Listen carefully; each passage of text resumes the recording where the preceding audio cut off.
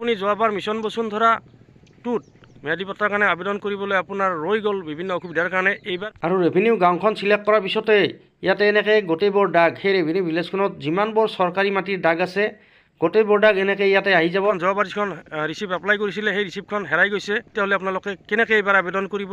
খেতি মাটি হ'লে কিমান মাটি আবেদন কৰিব পাৰিব আৰু বস্তি মাটি হ'লে কিমান মাটি আবেদন কৰিব পাৰিব? এজন মানুহ এটা প্ৰজন্ম ধৰি সেই মাটিখিনি ভোগদখল কৰি আছে, সেই চাৰ্টিফিকেটখন ইয়াতে আপলোড কৰিব লাগিব। 3 প্ৰজন্মৰ ডকুমেণ্টছৰ ভিতৰত আপোনালোকে এখন নমস্কাৰ বন্ধুসকল, পোনপ্ৰথমে মোৰ ইউটিউব চেনেললৈ আপোনালোক সকলোকে স্বাগতম জনাইছোঁ। আপুনি যদি যিকোনো ধৰণৰ চৰকাৰী মাটিত তজি খাচ বা চিলিং মাটিত বসবাস কৰে তেতিয়াহ'লে আপোনাৰ কাৰণে আজিৰ এই ভিডিঅ'টো খুবেই গুৰুত্বপূৰ্ণ হ'ব। একেবাৰে শেষলৈকে চাব, আপোনাৰ কিবা নহয় কিবা এটা নিশ্চয় উপকাৰ হ'ব। যোৱাবাৰ আপোনালোকে বহুতেই নিশ্চয় মিছন বসুন্ধৰা টুত ম্যাদী পট্টাৰ কাৰণে আবেদন কৰিছিলে আৰু বহুতৰ সেই আবেদন ৰিজেক্ট হৈছে আৰু এইবাৰ ৰিএপ্লাইৰ কাৰণে আপোনালোকে হয়তো ভাবি আছে, কিন্তু আপোনালোকৰ হাতত বহুতৰে হাতত সেই ৰিচিপ্টখন যোৱাবাৰ যিখন ৰিচিপ্ট এপ্লাই কৰিছিলে সেই ৰিচিপ্টখন হেৰাই গৈছে বা আপোনালোকৰ একনলেজমেণ্ট নম্বৰটো হেৰাই গৈছে। তেতিয়াহ'লে আপোনালোকে কেনেকৈ এইবাৰ আবেদন কৰিব, কি কৰিব, সকলোবোৰ কথা জনাই আছোঁ। গোটেই কি নথি পত্ৰ জমা দিব লাগিব, 3 প্ৰজন্মৰ প্ৰমাণ হিচাপত কি কাগজ দিব লাগিব বা কি নথি আপলোড কৰিব লাগিব, সেই সকলোবোৰ কথা জনাই আছোঁ। আৰু যদিহে আপুনি যোৱাবাৰ মিছন বসুন্ধৰা টুত ম্যাদী পট্টাৰ কাৰণে আবেদন কৰিবলৈ আপোনাৰ ৰৈ গ'ল বিভিন্ন অসুবিধাৰ কাৰণে, এইবাৰ কেনেকৈ নতুন আবেদন কৰিব, কি নতুন নিয়ম আহিছে, কি ক্ৰাইটেৰিয়া নতুনকৈ আহিছে, সকলোবোৰ কথা জনাই পটাখনৰ কাৰণে আপুনি কেনেকৈ নিজৰ মোবাইল ফোনটোৰ জৰিয়তে নিজে আবেদন কৰিব পাৰিব, সেই সম্পৰ্কে আজি আমি আলোচনা কৰিবলৈ গৈ আছোঁ। আৰু ভিডিঅ'ৰ মাজে মাজে আমি কিছুমান সৰু সুৰা খুঁটি নাটি যিবোৰ নেকি আমাৰ আবেদন কৰাৰ সময়ত হৈ যায়, সেই খুঁটি নাটিবোৰ নহ'বৰ কাৰণে আমি কি সাৱধানতা ল'ব লাগিব সেই সম্পৰ্কেও আজি আমি ভিডিঅ'ৰ মাজে মাজে আলোচনা কৰি গৈ থাকিম। সেয়ে ভিডিঅ'টো শেষলৈকে চাব বুলি আশা কৰিলোঁ। আৰু যদি ভিডিঅ'টো ভাল পায় লাইক এটা কৰি দিব, অন্যান্য মানুহৰো সহায় হ'ব বুলি ভাবে ভিডিঅ'টো বিভিন্ন মাধ্যমৰ জৰিয়তে শ্বেয়াৰ কৰি দিব পাৰে। যদি আপুনি নতুন আবেদনকাৰী হয় বা যোৱাবাৰ আবেদন কৰিছিলে কিন্তু আপোনাৰ ৰিচিপ্টখন বা একনলেজমেণ্ট নম্বৰটো হেৰাই গৈছে, তেতিয়াহ'লেও এই পদ্ধতিৰ জৰিয়তে আপুনি আবেদন কৰিব লাগিব। ভিডিঅ'টো স্কিপ কৰি বা এৰি নাযাব। যোৱাবাৰ মিছন বসুন্ধৰাটোত আবেদন কৰি যদিহে ৰিজেক্ট হৈছিল, এইবাৰ যাতে ৰিজেক্ট নহয় তাৰ বাবে আমি কিছু কথা ভিডিঅ'ৰ মাজে মাজে আলোচনা কৰি গৈ থাকিম, সেয়ে ভিডিঅ'টো শেষলৈকে চাব। প্ৰথমে মোবাইল বা কম্পিউটাৰ স্ক্ৰীণত গুগল ব্ৰাউজাৰটো অ'পেন কৰি ল'ম আৰু কিছু সহজ পদ্ধতিৰ জৰিয়তে আবেদন কৰাৰ বাবে যত্ন কৰিম। এতিয়া আমি চাৰ্চ বাৰত চাৰ্চ কৰিম সেৱা সেতু বুলি, আৰু সেৱা সেতু বুলি চাৰ্চ কৰাৰ পিছত প্ৰথম যিটো লিংক আহিব sewasetu.assam.gov.in, এই লিংকটোতে ক্লিক কৰি দিম।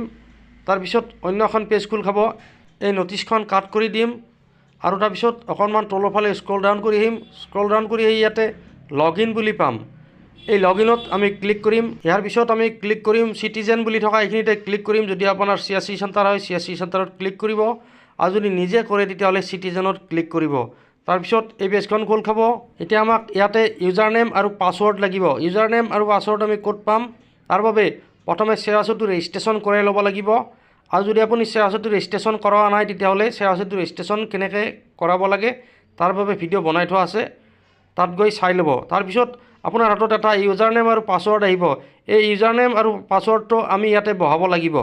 ইউজাৰ নেম বুলি থকা এইখিনিতে ইউজাৰ নেমটো বহাই দিম আৰু পাছৱৰ্ড বুলি থকা এইখিনিতে পাছৱৰ্ডটো বহাই দি আই কনচেণ্টৰ সন্মুখত যিটো চাৰ্কুল আছে তাত টিক মাৰ্ক লগাই দি চাইন ইনত ক্লিক কৰিম। তাৰপিছত এই পেজখন দেখিবলৈ পাম। ইয়াতে আমি স্কিপ নাওত ক্লিক কৰিম। স্কিপ নাওত ক্লিক কৰি দিয়াৰ পিছত আমাৰ সন্মুখত এই পেজখন আহিব। এতিয়া আমি চিটিজেন ছাৰ্ভিচ বুলি থকা এইখিনিতে ক্লিক কৰিম। তাৰপিছত আমাৰ সন্মুখত পুনৰ এখন পেজ খোল খাব। এই পেজখনত আমি যদি অকণমান তলৰ ফালে স্ক্ৰল ডাউন কৰি আহোঁ, ইয়াতে যিমানবোৰ ছাৰ্ভিচ আছে সেৱা সেতুৰ আণ্ডাৰত সকলোবোৰ ছাৰ্ভিচ ইয়াতে ভাগ কৰা আছে এনেকৈ দেখিবলৈ পাম। আমি এতিয়া লেন বুলি থকা এইখিনিতে ক্লিক কৰিম।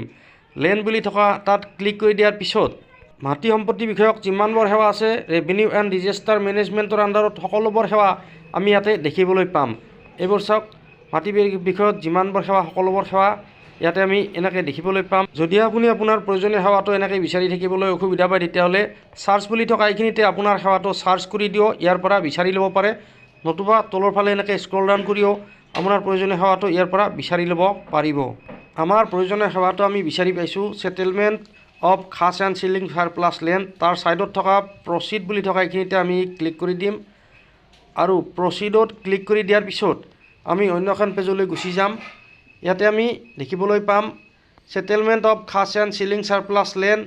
ইয়াতে গোটেইখিনি গাইডলাইনছ ৰিকুৱাৰমেণ্ট গোটেইখিনি ইয়াতে লিখা আছে, আপুনি পঢ়ি ল'ব পাৰে ধুনীয়াকৈ কি আপোনাৰ প্ৰয়োজনীয়তা আছে বা কি ৰুল ৰেগুলেশ্যন আছে, কোনে কোনে মাটিৰ পট্টা পাব সেই সম্পৰ্কে ভালদৰে জানি লৈহে আবেদন কৰিবলৈ যোৱাটো ভাল। যদিহে আপুনি নাজানে কোনে কোনে মাটিৰ পট্টা পাব, কি ক্ৰাইটেৰিয়া আছে বা কি ৰুল ৰেগুলেশ্যন আছে সেই সম্পৰ্কে মোৰ ভিডিঅ' এটা বনাই থোৱা আছে, যোৱাবাৰৰে ভিডিঅ'। সেই ভিডিঅ'টোৰ লিংক মই ডিছক্ৰিপশ্যনত দি দিম। তাত সকলোবোৰ কথা বিৱৰি কোৱা আছে, কোনে কোনে মাটিৰ পট্টা পাব, কিমান পৰিমাণৰ মাটি আবেদন কৰিব লাগিব, কি ক্ৰাইটেৰিয়া আছে, গোটেইবোৰ কথা তাত কোৱা আছে। ভালদৰে আপোনালোকে চাই ল'ব। এতিয়া আমি এপ্লাই বুলি থকা এইখিনিতে ক্লিক কৰিম। এপ্লাইত ক্লিক কৰি দিয়াৰ পিছত এইখন পেজ খোল খাব।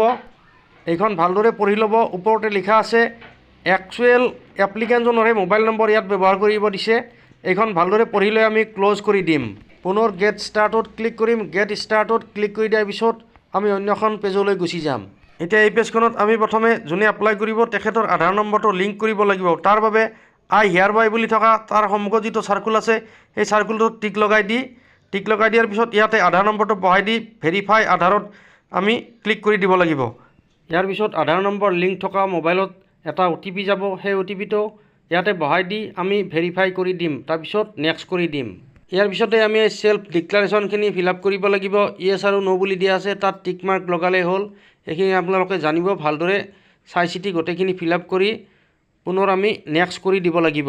ইয়াৰ পিছতে আমাৰ সন্মুখত এই পেজখন আহিব। এই পেজখনত আমি এতিয়া লেণ্ড ডিটেইলছ ফিল আপ কৰিব লাগিব। প্ৰথমে আমাৰ মাটিখিনি কোনখন ডিষ্ট্ৰিক্টত হয় সেই ডিষ্ট্ৰিক্টখন আমি ইয়াৰ পৰা চিলেক্ট কৰি ল'ম। যিডোখৰ মাটি আমি আবেদন কৰিব খুজিছোঁ সেই মাটিখিনি কোনখন ডিষ্ট্ৰিক্টত হয় সেই ডিষ্ট্ৰিক্টখন চিলেক্ট কৰি ল'ম। তাৰপিছত চাৰ্কুল অফিচটো ইয়াৰ পৰা আমি চিলেক্ট কৰি ল'ম। কোনটো ৰেভিনিউ চাৰ্কুলৰ আণ্ডাৰত পৰে সেই চাৰ্কুলটো চিলেক্ট কৰি লৈ এতিয়া আমি ভিলেজখন চিলেক্ট কৰিম। কোনখন ৰেভিনিউ ভিলেজৰ আণ্ডাৰত আমাৰ সেই আবেদন কৰিবলগীয়া মাটিখিনি পৰে সেই ভিলেজখন আমি ইয়াৰ পৰা চিলেক্ট কৰি ল'ম। আৰু ৰেভিনিউ গাঁওখন চিলেক্ট কৰাৰ পিছতে ইয়াতে এনেকৈ গোটেইবোৰ দাগ, সেই ৰেভিনিউ ভিলেজখনত যিমানবোৰ চৰকাৰী মাটিৰ দাগ আছে গোটেইবোৰ দাগ এনেকৈ ইয়াতে আহি যাব। আৰু ইয়াৰ পৰা আমাৰ প্ৰয়োজনীয় যিটো দাগ হয় সেই দাগটো ইয়াৰ পৰা চিলেক্ট কৰি ল'ব লাগিব। ইয়াৰ পিছতে আপুনি সেই মাটিখিনি আবেদন কৰা মাটিখিনি কি কামত ব্যৱহাৰ কৰিব বা কৰি আছে সেইটো ইয়াতে টিক মাৰ্ক লগাই দিব লাগিব। হোমষ্টেড, এগ্ৰিকালচাৰ নে বথ। যদিহে হোমষ্টেড আৰু এগ্ৰিকালচাৰ দুয়োটাৰ কাৰণে ব্যৱহাৰ কৰে তেতিয়াহ'লে বথত ক্লিক কৰি দিব। অকণমান তলতে আছে এৰিয়া বুলি, ইয়াতে আপুনি কিমান পৰিমাণৰ মাটি আবেদন কৰিব সেই পৰিমাণটো ইয়াৰ পৰা চিলেক্ট কৰি ল'ব লাগিব। খেতি মাটি হ'লে কিমান মাটি আবেদন কৰিব পাৰিব আৰু বস্তি মাটি হ'লে কিমান মাটি আবেদন কৰিব পাৰিব এজন মানুহে, সেই সম্পৰ্কে এটা ভিডিঅ' মোৰ বনাই থোৱা আছে, ডিছক্ৰিপশ্যনৰ লিংক দি দিম, তাত চাই ল'ব পাৰিব। এতিয়া ইয়াতে সেই দাগটোত যিমানবোৰ পট্টাদাৰ আছে সকলোবোৰ পট্টাদাৰৰে নাম আহি গৈছে। যোনে আবেদন কৰিব তেখেতৰ নামটো চিলেক্ট কৰি ছেভ এণ্ড ডিটেইলছত ক্লিক কৰি দিব লাগিব। তাৰপিছত স্ক্ৰীনত দেখুওৱাৰ দৰে এনেকৈ ছাকচেছ দেখাব। অ'কে কৰি দিব। অ'কে কৰি দি পুনৰ নেক্সট বাটনটোত ক্লিক কৰি দিব। নেক্সট বাটনত ক্লিক কৰাৰ পিছত ইয়াতে যাৰ নামত আপুনি অনলাইন কৰিছিলে তেখেতৰ নামটো আহি যাব। তেখেতৰ নামটো এইখিনিতে অসমীয়াত লিখি দিব। তেখেতৰ গাৰ্জেনৰ নামটো দিব আৰু তেখেত মেল নে ফিমেল হয় এইটো চিলেক্ট কৰি তেখেতৰ কেটেগৰী কি কেটেগৰী হয়, তেখেতে SC OBC নে কি হয় এইটো ইয়াৰ পৰা চিলেক্ট কৰি ল'ব। আৰু যদি আপোনাৰ ভূমিপুত্ৰ চাৰ্টিফিকেট আছে তেতিয়াহ'লে ইয়াতে য়েছ দিব। দি তলত ভূমিপুত্ৰৰ চাৰ্টিফিকেট নম্বৰটো এইখিনিতে বহাই দিব। আৰু যদিহে নাই তেতিয়াহ'লে ন' অপশ্যনটো চিলেক্ট কৰি এতিয়া এইখিনিতে এপ্লিকেণ্টজন মেৰিড নে আনমেৰিড হয় সেইটো ইয়াৰ পৰা চিলেক্ট কৰি ল'ব। তাৰপিছত এড্ৰেছ ডিটেইলছত এপ্লিকেণ্টজনৰ এড্ৰেছ গোটেইখিনি এড্ৰেছ সম্পূৰ্ণকৈ ইয়াতে ভালদৰে বহাই দিব। আপোনাৰ এড্ৰেছটো আপুনি নিশ্চয় গোটেইখিনি জানিবই। ইয়াতে ভালদৰে আপোনাৰ এড্ৰেছটো গোটেইখিনি শুদ্ধকৈ বহাই দিব। এপ্লিকেণ্ট এপ্লাইং ফৰ, ইয়াতে আপুনি জইনলি এপ্লাই কৰিব বিচাৰে নে ইণ্ডিভিজুৱেল অকলে এপ্লাই কৰিব বিচাৰে এইটো চিলেক্ট কৰি লৈ যদিহে জইনত চিলেক্ট কৰে তেতিয়াহ'লে ইয়াতে আপোনাৰ লগত কোন পাৰ্টনাৰ আছে তেখেতৰ নাম এড্ৰেছ গোটেইখিনি ভালদৰে বহাই দিব আৰু ছেভ কৰি ল'ব। ছেভ কৰি লৈ আপোনাৰ অকুপেশ্যনটো ইয়াতে বহাই দিব, কি কাম কৰে আপুনি এই অকুপেশ্যনটো বহাই দি ফেমিলি ডিটেইলছত আপোনাৰ ফেমিলি ডিটেইলছ দিব পাৰিব, কিমানজন ফেমিলি মেম্বাৰ আছে সেইখিনি দিব পাৰিব। তাৰপিছত নেক্সট কৰি দিব। নেক্সট কৰি দিয়াৰ পিছত এই পেজখন খোল খাব। এতিয়া আমি ইয়াতে ডকুমেণ্টছবোৰ আপলোড কৰিব লাগিব। ডকুমেণ্টছ আপলোডত প্ৰথমতে আছে কাষ্ট চাৰ্টিফিকেট। যদি আপুনি ST OBC বা যিকোনো কাষ্ট চিলেক্ট কৰিছে তেতিয়াহ'লে ইয়াতে কাষ্ট চাৰ্টিফিকেটৰ এই অপশ্যনটো আহিব। ইয়াতে আপোনাৰ যিখন কাষ্ট চাৰ্টিফিকেট সেই কাষ্ট চাৰ্টিফিকেটখন আপলোড কৰিব লাগিব। 2 নম্বৰ অপশ্যনটো আছে তজি বাহিৰে ৰিচিপ্ট। ইয়াতে যিকোনো ধৰণৰ জৰিমনা আদায় দিয়া, তজি বাহিৰে ৰিচিপ্টত খাজানা আদায় দিয়া ৰিচিপ্টখন আপলোড কৰিব লাগিব। 3 number option any related documents. এই ডকুমেণ্ট যিটো ইয়াতে দিব লাগিব 3 নম্বৰ অপশ্যনটো, এইটো অকণমান ভালদৰে চাই চিতি ডকুমেণ্টবিলাক আপলোড কৰিব লাগিব।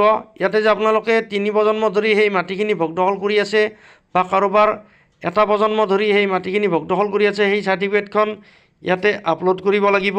3 প্ৰজন্ম ডকুমেণ্টছৰ ভিতৰত আপোনালোকে এখন এফিডেভিট দিব পাৰে, লগতে গাঁওবুঢ়াৰ পৰা এখন ভালদৰে লিখা আনিব কিমান বছৰৰ পৰা সেই মাটিখিনিত ভোগ দখল কৰি আছে, লগতে ভোটাৰ কাৰ্ড বা ভোটাৰ লিষ্টখন তাৰ লগত গাঁঠি দিব পাৰে এটা PDF ফাইল বনাই। আৰু এই 3 নম্বৰ পইণ্টৰ কাৰণে আপোনাৰ লাট মণ্ডলৰ লগত অকণমান কথা পাতি আলোচনা কৰিহে ডকুমেণ্টছবিলাক আপলোড কৰাটো ভাল হ'ব। ডকুমেণ্টছখিনি আপলোড হৈ যোৱাৰ পিছত নেক্সটত ক্লিক কৰি দিব। নেক্সটত ক্লিক কৰি দিয়াৰ পিছত অকণমান পেজখন লোড ল'ব, আৰু লোড লোৱাৰ পিছত এই পেজখন আহি যাব। ইয়াতে আই ডু হেয়াৰ বাই ইয়াতে টিক মাৰ্ক লগাই ফিনিছত ক্লিক কৰি দিওঁ। ইয়াৰ পিছত এই পেজখন আহিব। এই পেজখনত কিমান টকা চাৰ্জ কাটিব আৰু কিমান পেজ প্ৰিণ্ট কৰা হৈছিলে সকলোবোৰ ইয়াতে আহি যাব। মেক পে'মেণ্টত ক্লিক কৰি দিব। মেক পে'মেণ্টত ক্লিক কৰাৰ পিছত পে'মেণ্ট অপশ্যনটো আপোনালোকৰ সন্মুখত আহি যাব। পে'মেণ্ট অপশ্যনটো অহাৰ পিছত কেনেকৈ পে'মেণ্ট কৰিব লাগিব নিশ্চয় সকলোৱে জানে। পে'মেণ্টটো কৰাৰ পিছত আপোনালোকে অকণমান ৱেইট কৰিব লাগিব, আৰু তাৰপিছতে অকণমান পিছত আপোনালোকৰ সন্মুখত এই একনলেজমেণ্টখন আহি পৰিব। এই একনলেজমেণ্টখন আপোনালোকে প্ৰিণ্ট আউট উলিয়াই লগত ৰাখি দিব পাৰে। বুজাত কিবা অসুবিধা হ'লে কমেণ্ট কৰি সুধিব পাৰে, উত্তৰ দিবলৈ যত্ন কৰিম। ধন্যবাদ। জয় আই অসম।